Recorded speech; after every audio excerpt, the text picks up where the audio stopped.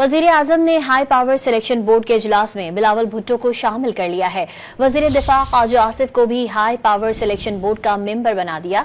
मजीद जानते हैं don news के चीफ रिपोर्टर सनाउल्लाह खान से। जी सनाउल्लाह खान, बताइएगा बोर्ड क्या फैसला करेगा?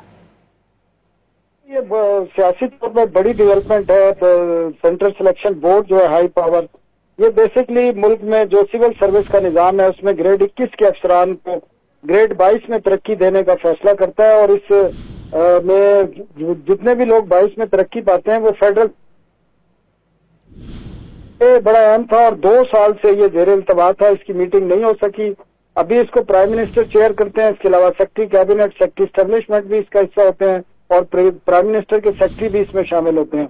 अब पहली दफा हुआ है कि क्योंकि पीपल्स पार्टी की ये डिमांड थी, बल्कि बिलावल भुट्टो जरदारी की ये डिमांड थी कि वो इस बोर्ड में शामिल होंगे, जिसकी वजह से ये ताखीर हो रही थी। अब प्राइम मिनिस्टर ने और कैबिनेट डिवीजन ने इसका नोटिफिकेशन भी जारी कर दिया है।